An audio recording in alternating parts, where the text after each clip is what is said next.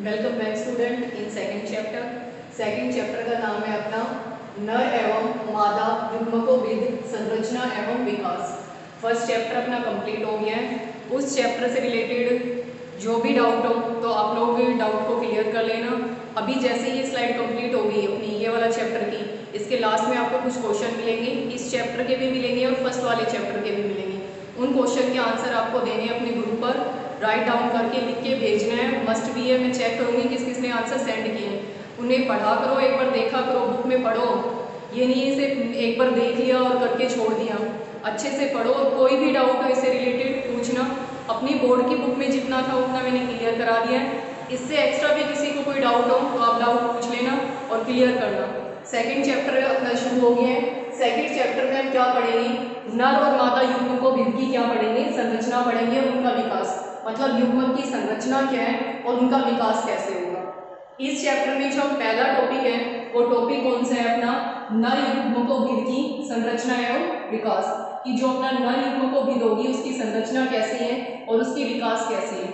युग्मकों को नर युग्मकों को कौन प्रदर्शित कर रहा है अपना, पुंकेसर। और पुंकेसर को हम क्या कह सकते हैं, लघु बीजाणुपर्ण। ये अच्छे से याद रखना, नीट में और अदर एग्जाम में पता नहीं कितनी बार क्वेश्चन पूछी है। क्वेश्चन ऐसे पूछते हैं कि पुंकेसर है वो किसके समान है।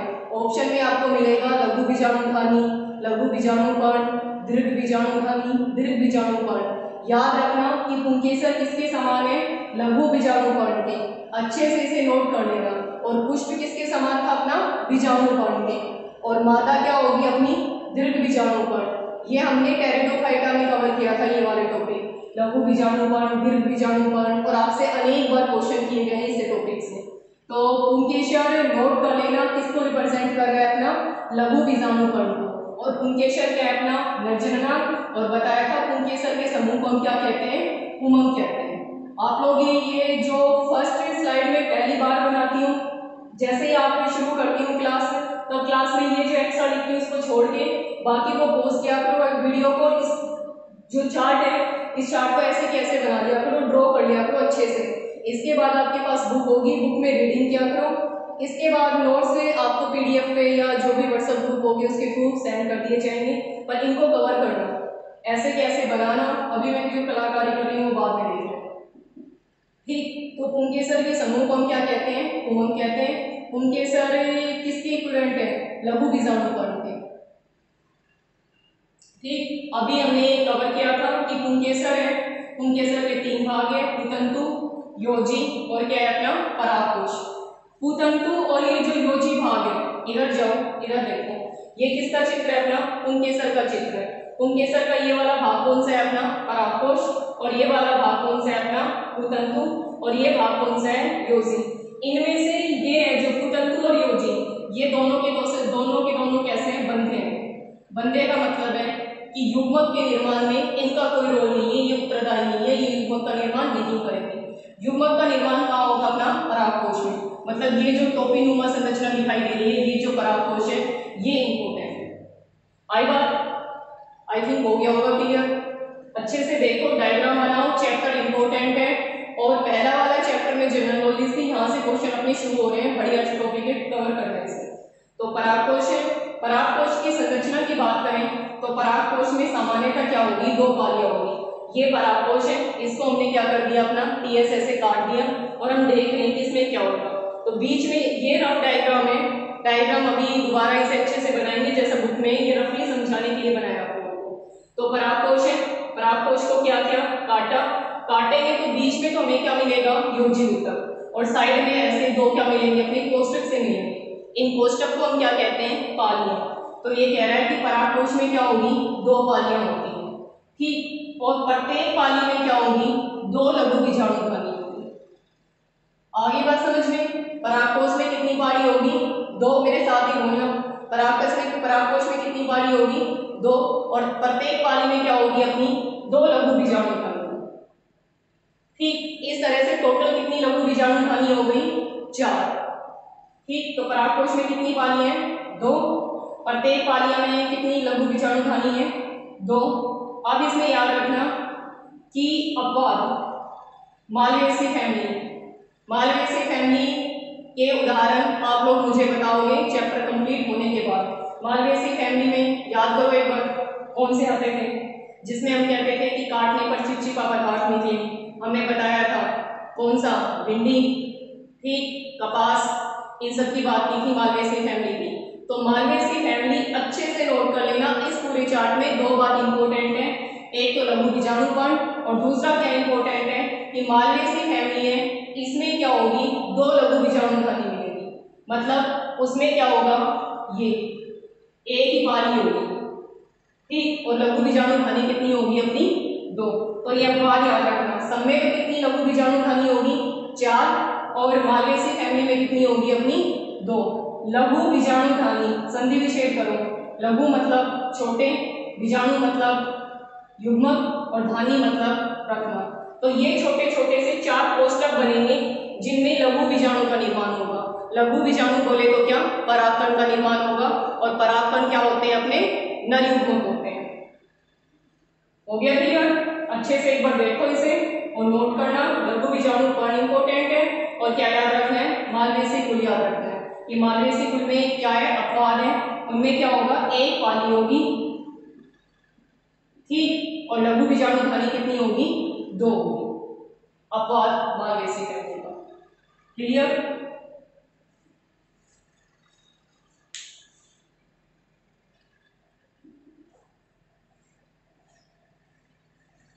नेक्स्ट टॉपिक जो अपना है वो कौन सा है, परागकोश का क्या विकास।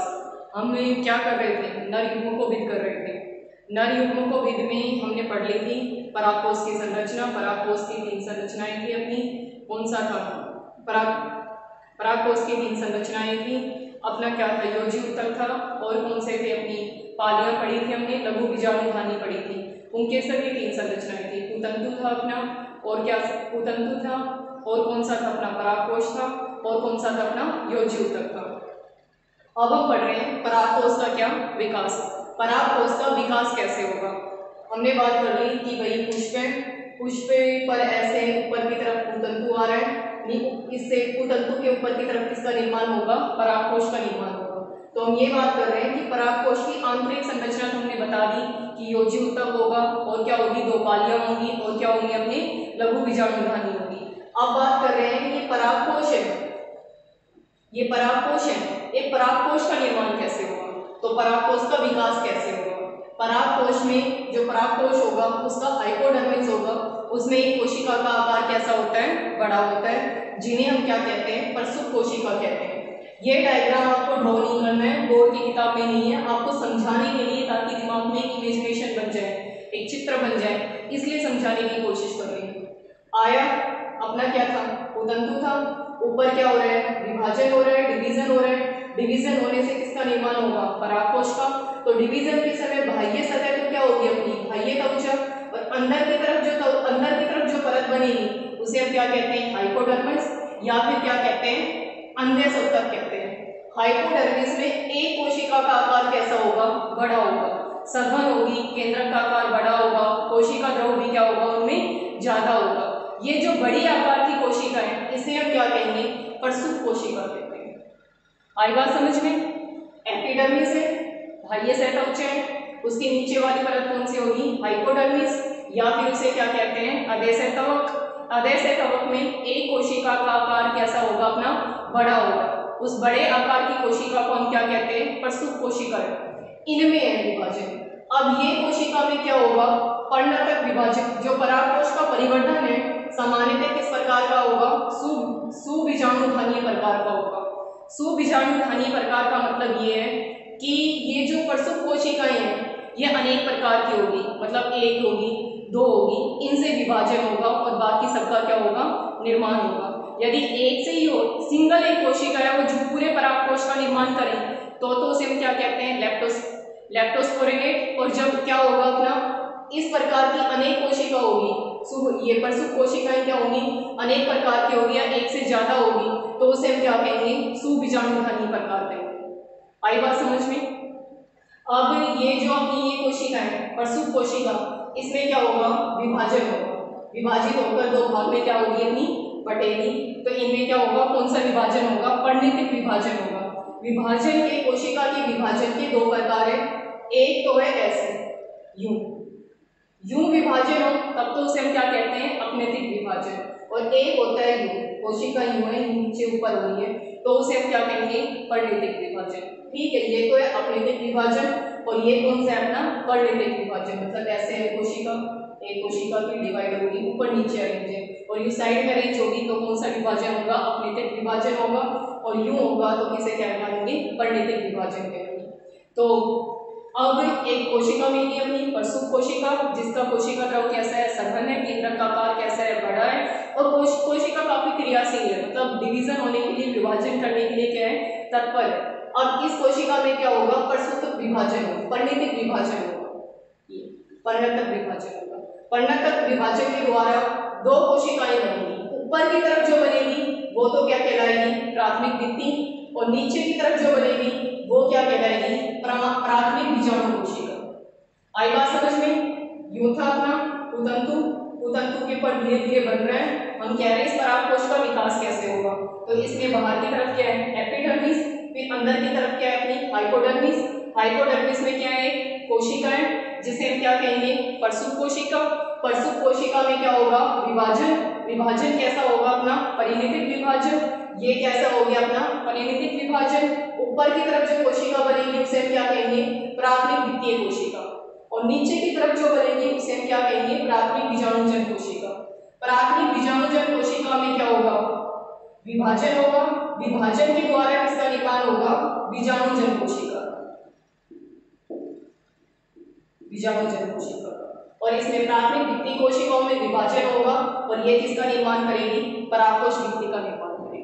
आई बात समझ में। प्राथमिक भित्ति संरचना है वो तो किसका निर्माण करेगी, परागकोश की द्वितीय संरचना का। और जो प्राथमिक बीजाणुजन कोशिका है वो किसका निर्माण करेगी, बीजाणुजन कोशिका। ठीक, ऊपर की तरफ क्या है प्राथमिक भित्ति और नीचे की तरफ क्या है अपना बीजाणुजन कोशिका। ये मात्र बीजाणुजन कोशिका का निर्माण करेगी। इस कोशिका में विभाजन होगा और विभाजन होकर किसका निर्माण होगा, परागकण का निर्माण। क्लियर। और ये समझ में आ गया होगा सुबीजाणु धानियां। सुबीजाणु धानियां का मतलब ये है कि जो प्रसूत कोशिका होगी उनकी संख्या एक से ज्यादा होगी। आगे बात समझ में। ठीक, और इसका कोई मतलब नहीं है। तो आई थिंक क्लियर हो गया। ये डायग्राम आपको नहीं बनाना, ये चार्ट बना लेना कैसे कैसे बना। याद रखना है इसमें, तो प्रसूत कोशिका याद रखना है, ये याद रखना है कि किस प्रकार से होगा, सुबीजाणु धानियां। ये याद रखना है कौन सा विभाजन होगा, परिणैतिक विभाजन होगा। और विभाजन होने से दो बनेगी, एक तो प्राथमिक द्वितीय संरचना और एक क्या बनेगी अपनी प्राथमिक बीजाणुजन कोशिका। द्वितीय संरचना में विभाजन होगा, किसका निर्माण होगा, परागकोश भित्ति का। और प्राथमिक बीजाणुजन कोशिका में विभाजन होगा और किसका निर्माण होगा, मात्र बीजाणु, माता वाला। ठीक है, मात्र बीजाणुजन कोशिका का ये याद रखना। प्रसूत कोशिका याद रखना है, सबसे इंपॉर्टेंट बात है इसमें पूरे चार्ट में। और ये परिणैतिक विभाजन चार्ट नोट करना और बुक में रीड करना, रीड करते हुए अंडरलाइन करना और नोट्स प्रोवाइड कराएंगे, इसकी टेंशन मत लेना, पर बुक में एक बार रीड जरूर करना।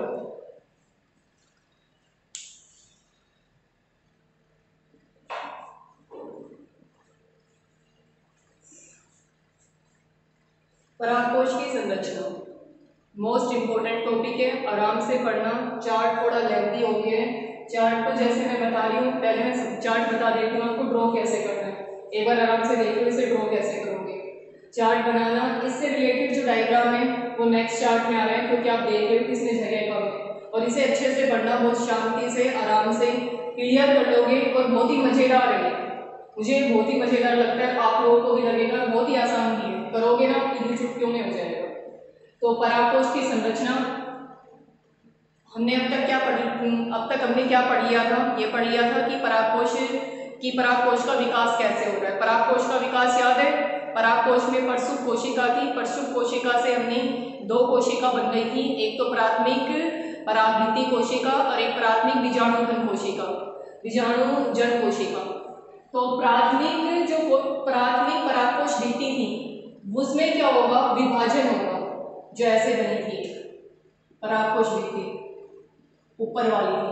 अब उसमें विभाजन होगा, ऐसे वो विभाजन करेगा, अपने तक विभाजन होगा। और विभाजन करके भित्ति बनाएगी। किसकी भित्ति बनाएगी? परागकोश की भित्ति बनाएगी। परागकोश की भित्ति में 4 संरचनाएं होती है। ठीक, पहली जो संरचना है वो कौन सी है अपनी? बाह्य त्वचा। दूसरी है अपनी एंडोस्थीशियम या अंत्यस्थीशियम। आपको पता है अंग्रेजी में अंत्य को क्या कहते हैं? एंडो कहते हैं, तो अंग्रेजी में क्या बोलते हैं? एंडोस्थीशियम। हिंदी में इसे क्या कर दिया? अंत्यस्थीशियम। तीसरी परत होगी वो कौन सी होगी? अपनी मध्यस्तर होगी। और चौथी जो परत होगी वो टैपेटम होगी। और टैपेटम मोस्ट इंपोर्टेंट परत। इतने पॉइंट है टैपेटम पर। क्लियर? प्राथमिक अपनी परागकोश भित्ति कोशिका थी, उसमें ऐसा विभाजन होगा, विभाजन होकर 4 भित्ति का निर्माण होगा, 4 परत का निर्माण होगा। बाह्य त्वचा, अंत्यस्थीशियम, मध्यस्तर और टैपेटम। इसमें इससे डायग्राम से भी क्लियर करेंगे। डायग्राम इससे नेक्स्ट चार्ट में, तो इसे एक बार ऐसे पढ़ लो फिर डायग्राम से करेंगे। सबसे बाहर वाली जो परत होगी, ऐसे जो बाहर वाली परत होगी उसे हम क्या कहेंगे? बाह्य त्वचा कहेंगे। बाह्य त्वचा होगी वो एकल परत होगी, मतलब ऐसे है परागकोश अपनी, तो सिर्फ एक भित्ति होगी उसमें। ठीक, और बाह्य त्वचा है तो सबसे बाहर की तरफ क्या होती है? घर की बाउंड्री, और इसका काम क्या होता है? अपना सुरक्षा प्रदान करना। तो सबसे बाह्य परत कौन सी होगी? बाह्य त्वचा। बाह्य परत है, एकल स्तर है।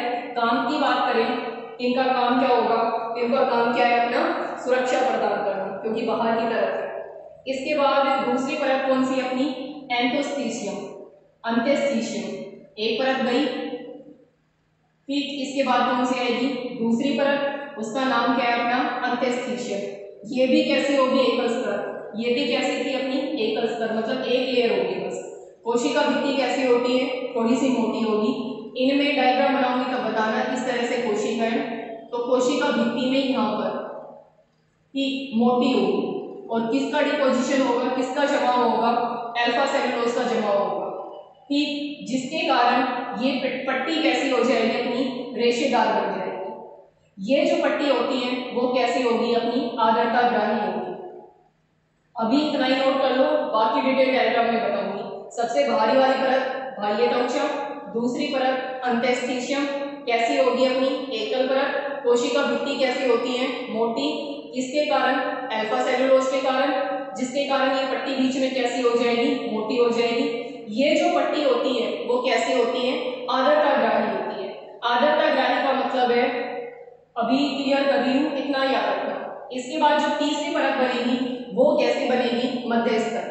नाम क्या उसका? मध्यस्तर। और ये कितनी होगी? 1 से 3 परत पाई जाएगी।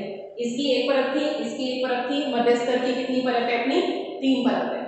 ठीक, और इसके काम की बात करें तो ये भी काम करता है क्या? पोषण प्रदान करना। किसको पोषण प्रदान करना? परागकण को पोषण प्रदान करना। क्लियर? इसके बाद मोस्ट इंपोर्टेंट सबसे अंदर की तरफ जो परत होगी वो कौन सी होगी? अपनी टैपेटम। तो टैपेटम कैसी है? आंतरिक एकल परत है। इस चार्ट को ऐसे ही बना लेना, बिल्कुल कंफ्यूजन नहीं होगा, बिल्कुल सही है। टैपेटम है, कौन सी होगी? अपनी आंतरिक परत। इसकी बात करें तो इसमें क्या होगा? इस तरह से होगा कि केंद्रक है, विभाजित हुआ, विभाजित होकर इनमें कोशिका द्रव विभाजन नहीं होगा, तो इनमें कैसी अवस्था मिलेगी? बहुकेंद्रीय अवस्था। मतलब एक कोशिका में क्या मिलेंगे? अनेक केंद्रक मिलेंगे। 11th में हमने उदाहरण भी पढ़े थे कि बहुकेंद्रीय अवस्था किसमें पाई जाती है, तो हमने एक उदाहरण पढ़ा था, कौन सा? टैपेटम। ये वही टैपेटम है। तो आंतरिक परत है टैपेटम। इंपॉर्टेंट पॉइंट है, याद रखना कि इनका कोशिका द्रव तो कैसा होगा? सघन। और ये कैसी होती है? बहुगुणित होती है और बहुकेंद्रीय होगी, मतलब एक ही कोशिका में बहुत सारे केंद्रक मिलेंगे। इसके अलावा टैपेटम का जो मुख्य कार्य है वो क्या होता है? पोषण प्रदान करना। किसको पोषण प्रदान करना? परागकण को पोषण प्रदान करना। इसके अलावा जो टैपेटम होगा उसमें एक संरचना होती है जिसे हम क्या कहते हैं? प्यूबिस बॉडी, प्यूबिस कल। इसका काम क्या है? स्पोरोपोलिनियम का क्या करना? निर्माण करना। स्पोरोपोलिनियम क्या होगा? अपना जो परागकण होगा, परागकण की बाह्य त्वचा होगी वो किसकी बनी होगी? स्पोरोपोलिनियम की। और ये अपने विश्व में, मतलब अगर ह्यूमन बॉडी, मतलब एनिमल की बात करें, जंतुओं की बात करें, सजीव की बात करें, तो सजीव में 2 ही पदार्थ कठोर है। पहला तो अपना दांत वाला एनिमल, और दूसरा कौन सा है? अपना स्पोरोपोलिनियम। स्पोरोपोलिनियम परागकण की बाह्य त्वचा। ठीक बाहर की तरफ, जिसके कारण अपने परागकण कैसे रहते हैं, सुरक्षित रहते हैं। भाई वो मादा तक तो पता नहीं कब तक पहुंचे, वो तो फिर पानी में डलकर क्या हो जाएगा, खराब हो जाएगा, सड़ जाएगा, कुछ भी हो सकता है। इसलिए उसको बाहर से कवर दे देते हैं, ऐसा कवर देते हैं ताकि वो सुरक्षित किस पर पहुंच जाए, अपनी अंडाशय तक पहुंच जाए, वर्तिकाग्र तक पहुंच जाए। उसके बाद ये वर्तिकाग्र पर पहुंचते ही स्पोरोपोलिनियम क्या हो जाएगा, अपना डाइजेस्ट हो जाएगा। आगे बात समझ में। तो प्रोबिस बॉडी है, ये किसका निर्माण करेगा, स्पोरोपोलिनियम का। और स्पोरोपोलिनियम किसका निर्माण करते हैं, परागकण के बाह्य छोर का निर्माण करता है। ये बाह्य छोर किसका है, परागकण का बाह्य छोर। इसके बाद हम बात करें टेपिटम की, तो टेपिटम दो प्रकार की होती है। एक तो कैसी होगी, अपनी अमीबियन, और दूसरी कौन सी होगी, अपनी ग्रंथि। ठीक, टेपिटम के प्रकार कितने होंगे, दो, अमीबियन और कैसा होगा, अपना ग्रंथि। अमीबियन का मतलब ये है, ग्रंथि का, अमीबियन का मतलब ये है कि ये जो परत होगी, भाई जैसे डायग्राम, चलो वहां पे डायग्राम आएगा तो बता दूंगा। प्रकार क्या करता है कि दो प्रकार है, अमीबियन और कौन सा है, अपना ग्रंथि प्रकार। अमीबियन की बात करें, ग्रंथि की बात करें तो द्विबीजपत्री में किस प्रकार का पाया जाएगी, ग्रंथि क्या पाई जाएगी, अपनी टेपिटम पाई जाएगी। तो टेपिटम कितनी है, दो प्रकार की, अमीबियन और कौन सी है, ग्रंथि। द्विबीजपत्री में कैसी होगी, अपनी ग्रंथि प्रकार की होगी। इसके अलावा हम इसकी बात करें, टेपिटम बहुत ही इंपॉर्टेंट है। अगर टेपिटम नष्ट हो गई तो ये सोचो कि परागकण परिपक्व नहीं होगा। कोई भी अपना परागकोश है और उसमें टेपिटम चली गई तो अपना जो द्विबीजपत्री का परागकण है वो विकसित नहीं हो पाएगा। हो गया क्लियर, एक बार देख लो दोबारा। बाह्य कवचम, चार परत होगी, बाह्य परत एक स्तर, दूसरी कौन सी होगी, अंतस्थिशियम, कैसी होगी, एक स्तर। कोशिका भित्ति कैसी होगी, मोटी, किसके कारण, सेलुलोज के कारण। ये सेलुलोज के कारण ही कैसी होती है, अपनी आर्द्रताग्राही होती है। क्यों आर्द्रताग्राही होती है, अभी नेक्स्ट बता रहे हैं। मध्यस्तर, मध्यस्तर की कितनी परत होगी, 1 से 3 परत, और इसका काम भी क्या होता है, पोषण प्रदान करना। किसको पोषण प्रदान करेगी, परागकण को। टेपिटम, टेपिटम कैसी है, आंतरिक परत है। कोशिका द्रव कैसे होगा अपना, मतलब ये कोशिका की संरचना कैसी होगी, कोशिका द्रव कैसा होगा, सघन, और कैसे होंगे अपने बहुकोण केंद्रीय, और कैसे होंगे बहुगुणित। इसके अलावा इनका कार्य क्या है, पोषण प्रदान करना। इनमें क्या पाई जाती है, अपनी प्रोबिस्टाई।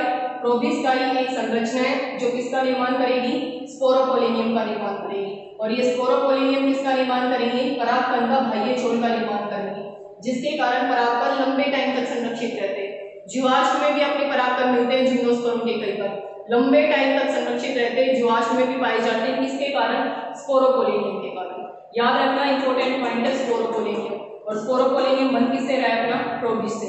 इसके अलावा टेपिटम से अपनी एक पराग होती है, पराग किट, या मतलब एक चिपचिपा सा पदार्थ स्रावित करती है, जिसके कारण वो कैसा हो जाएगा, परागकण चिपचिपा सा, ताकि वो पक्षी वगैरह या जो भी कीट है उनके पैरों पर क्या हो जाए, आसानी से चिपक जाए। इसके अलावा बीजाणुजन कोशिका, बीजाणुजन कोशिका अंदर की तरफ, याद है हमने दो पढ़ी थी, प्राथमिक कोशिका भित्ति पढ़ी थी, प्राथमिक परागकोश भित्ति पढ़ी थी, और क्या पढ़ी थी, अपनी प्राथमिक बीजाणुजन कोशिका। प्राथमिक बीजाणुजन कोशिका में क्या होगा, विभाजन होगा, और वो किसका निर्माण करेगी, बीजाणुजन कोशिका का। ये बीजाणुजन क्या करेगी, लघु बीजाणु मात्र कोशिकाओं का क्या करेगी, निर्माण करेगी। ये लघु बीजाणु मात्र कोशिकाओं में कौन सा होगा, अपना परसूत्री विभाजन होगा, जिससे 4 लघु बीजाणु का क्या होगा, निर्माण होगा। आप ये अभी क्लियरली इसलिए नहीं कर रही क्योंकि चार्ट में मेरे पास डायग्राम बनाने की जगह नहीं है, तो आप अभी एक पॉइंट याद रखो, अभी जब डायग्राम आएगा तब सारा क्लियर कर दूंगी कैसे कैसे है ये बीजाणुजन हो रहा है, ये कैसे हो रहा है, कैसे नहीं हो रहा। ठीक, तो एक बार चार्ट को बनाना अच्छे से और नोट कर लेना। नेक्स्ट जो अपना चार्ट है इसमें क्या बना रहे हैं, डायग्राम बना रहे हैं।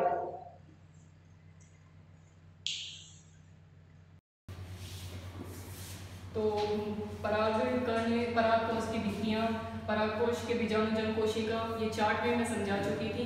चार्ट के बाद अभी मैंने बोला था कि मैं डायग्राम बनाऊंगी, तो ये डायग्राम है, अपनी डायग्राम को नोट करना अपनी नोटबुक में, ये नहीं है इसे ऐसे ही छोड़ दो। डायग्राम क्लियर नहीं हो रहा, कई बार इमेज करके जूम करके इनको देख लेना। डायग्राम इंपॉर्टेंट है। डायग्राम जो थ्योरी अभी हम पढ़ के गए थे वही थ्योरी डायग्राम से रिलेटेड है। तो ये वाला डायग्राम तो हमने पहले ही बना लिया था। ये किसका डायग्राम है? परागकोश का डायग्राम है। परागकोश के डायग्राम की बात करें तो बीच में ये क्या दिखा रहा है? संयोजी ऊतक दिखा रहा है। और ये 3 लेयर अपनी जो परत हमने बताई थी, बाह्य त्वचा बताई थी,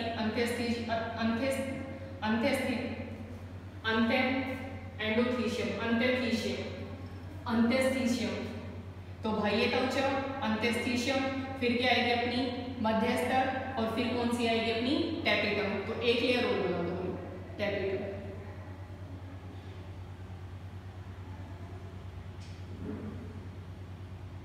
टैपेटम हो गया क्लियर? ये परागकोश है, ठीक। परागकोश को हमने क्या काटा? एलएस काटा। तो कितनी परत है? 4 परत है। बाह्य परत कौन सी है? बाह्य त्वचा, फिर कौन सी अपनी अंत्यस्थीशियम, फिर कौन सी अपनी मध्यस्तर, और फिर कौन सी अपनी टैपेटम। और ये बीच में जो गोले हैं ये कौन सी अपनी बीजाणुधानी, और ये पूरा हमने बताया था क्या था अपना पोलथल, पाली थी अपनी, परागकोश की पाली थी। और बीच में ये क्या है? अपनी संयोजी ऊतक है। तो इनको क्लियर कर लेना एक बार। अब ये वाला पोर्शन है, ये वाला पोर्शन, इतना हमने काट कर यहाँ दिखाने की कोशिश की है। और बुक में भी सिमिलर है। अगर यहाँ से क्लियर नहीं हो रहा तो एक बार बुक में देख लेना, और सबसे बेस्ट तो एक बार गूगल इमेज देख लेना। तो ये वाला पोर्शन है, काटो और इसको यहाँ पर लेके जाओ। बाह्य परत हमने कौन सी बताई थी? बाह्य त्वचा। और बाह्य त्वचा क्या बताई थी? एक परत बताई थी। तो ये कौन सी अपनी एक परत वाली है। और इनमें केंद्रक भी क्या होंगे? अपने एक होंगे। और इनका काम क्या था? सुरक्षा प्रदान करना। इसके बाद दूसरी परत कौन सी अपनी? अंत्यस्थीशियम। अंत्यस्थीशियम में भी क्या है? एक केंद्रक है। इसके अलावा मध्य में क्या? ये मध्य में ये इनकी जो पट्टी है, रेशेदार पट्टी, ये रेशेदार पट्टी है। यहाँ पर क्या उपस्थित होता है? अपना अल्फा सेलुलोज। ये जो अल्फा सेलुलोज है वो कौन से होते हैं? अपने आर्द्रताग्राही होते हैं। अब मैं बताती हूँ कि आर्द्रताग्राही की आवश्यकता क्यों होती है। ये वाला भाग है, ये परागकोश में, ये क्या कहलाता है? अपना स्टोमियम कहलाता है। स्टोमियम कहलाता है। अब परागकण को यहीं तो संचित होना नहीं है। परागकण क्या होगा? मतलब परागकोश क्या होगा? फटेगा। फटेगा तो परागकण को बाहर की तरफ क्या होगा? निष्कासित होना आवश्यक है, क्योंकि ये कहाँ तक पहुंचेंगे? अपनी वर्तिकाग्र तक पहुंचेंगे। तो ये यहाँ पर स्टोमियम वाला भाग है, यहाँ पर से क्या होंगे? फटेंगे। ये जो अपनी अंत्यस्थीशियम है, मध्य में भाग किसका बना हुआ था? अल्फा सेलुलोज का। अल्फा सेलुलोज क्या करेगी? आर्द्रता को क्या करेगी? ग्राही है तो आर्द्रता को क्या करेगी? ग्रहण करेगी। आर्द्रता ग्रहण करने के कारण जब थोड़ा ड्राई मौसम आएगा तो ये कैसे होगी? फटेगी। तो इसी के कारण फटती है। और ये फटती कौन से भाग से? स्टोमियम भाग से फटती है। और यहाँ पर स्टोमियम पर, यहाँ पर अंत्यस्थीशियम में अल्फा सेलुलोज क्या होगा? अनुपस्थित होगा। आई थिंक क्लियर हो गया होगा। पहली परत कौन सी है? अपनी बाह्य त्वचा, जो कैसी है? एक लेयर, और क्या होगा? एक केंद्रक। उसमें इनका कार्य क्या है? वो करना, सुरक्षा प्रदान करना। फिर क्या होगा? अपना अंत्यस्थीशियम। अंत्यस्थीशियम में भी क्या होगा? अपना एक केंद्रक होगा। अंत्यस्थीशियम की ये भित्ति है, ये किसकी बनी होगी? अल्फा सेलुलोज की। अल्फा सेलुलोज कैसा है? अपना आर्द्रताग्राही। आर्द्रताग्राही क्यों आर्द्रताग्राही होगा? ये वाला भाग है, ये कौन सा है? अपना स्टोमियम। स्टोमियम का काम क्या होगा? अपना ये स्टोमियम क्या करेगा? जब स्फुटन होगा, जब ये परागकोश भित्ति टूटेगी तो यहाँ से परागकण क्या होंगे? बाहर की तरफ निकलेंगे। ठीक, तो ये स्टोमियम है, ये वाला भी। अब ये क्या करेगी? आर्द्रता को ग्रहण करेगी, और जब ड्राई मौसम आएगा, शुष्क मौसम आएगा तो ऐसे फट जाएगी। इसलिए किसकी बनी होती है? अल्फा सेलुलोज की। इसके बाद कौन सी परत आएगी?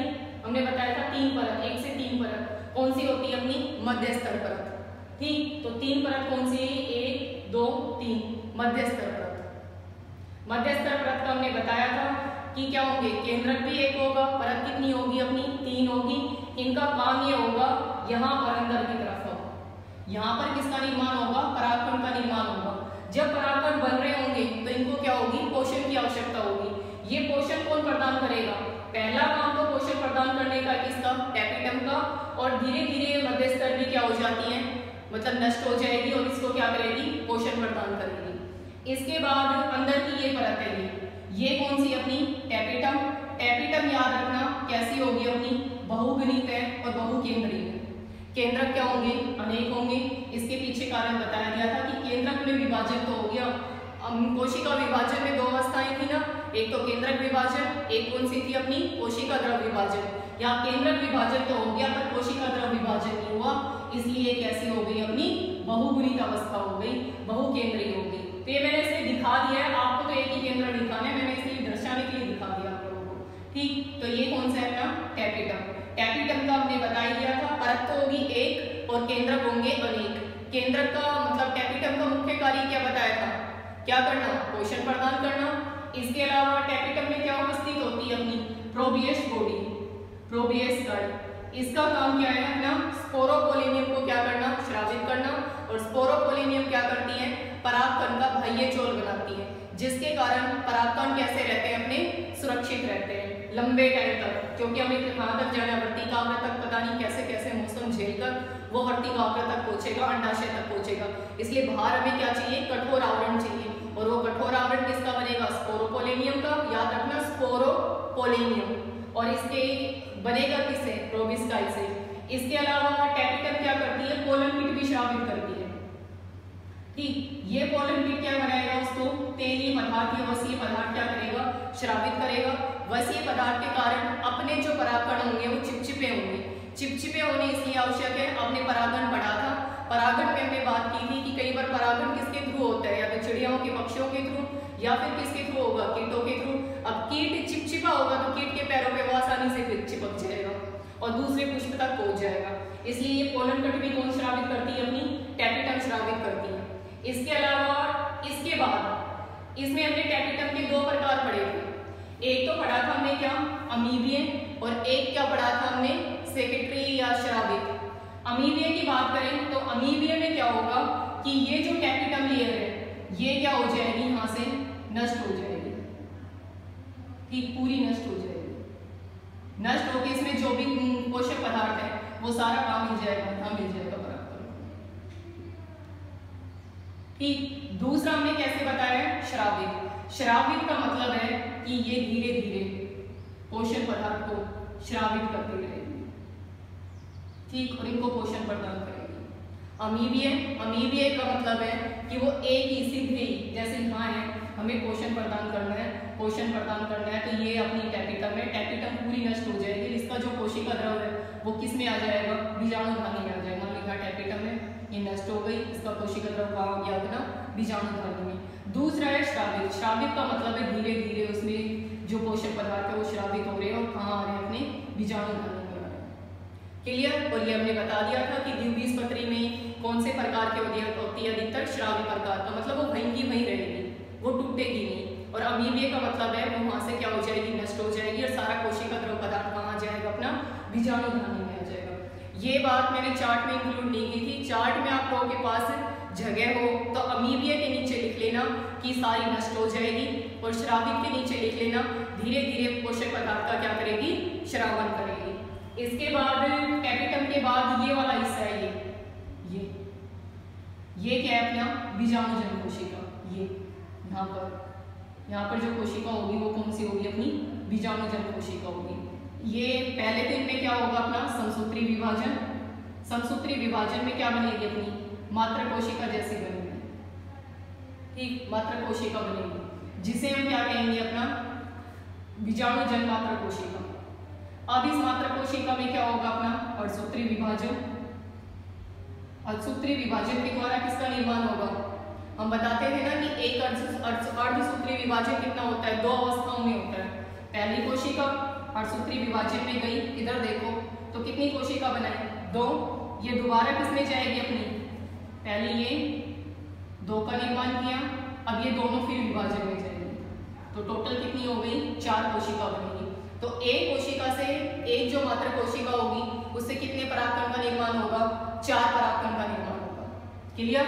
तो यहाँ पर क्या है, अपनी बीजाणुजन कोशिका है, ये वाला पार्ट। तो ये वाला जो भाग बना रही हूँ ये किसका बना है, बीजाणुजन का। आप लोग डायग्राम बनाना इंपोर्टेंट है ये टॉपिक। इसके बाद यहाँ पर ये दिखा रहा है स्फुटित अवस्था, बीच में क्या है, संयोजी उत्तक। ये कौन सा है, अपना बाह्य कवच। और यहाँ पर ये परागकण थे, यहाँ बीजाणुधानी में बन गए और बाहर की तरफ क्या हो रहे हैं, अपने निकल रहे हैं। किसके थ्रू निकल रहे हैं, स्ट्रोमियम के थ्रू निकल रहे हैं। याद रखना इस बात को हम क्या कह रहे हैं, स्ट्रोमियम कह रहे हैं। मैंने उसमें नहीं लिखवाया था, चार्ट में जगह नहीं थी, इसलिए आप यहाँ लिख लेना स्ट्रोमियम। क्लियर। और कोई डाउट हो तो पूछ लेना और डायग्राम अच्छे से ड्रॉ करना।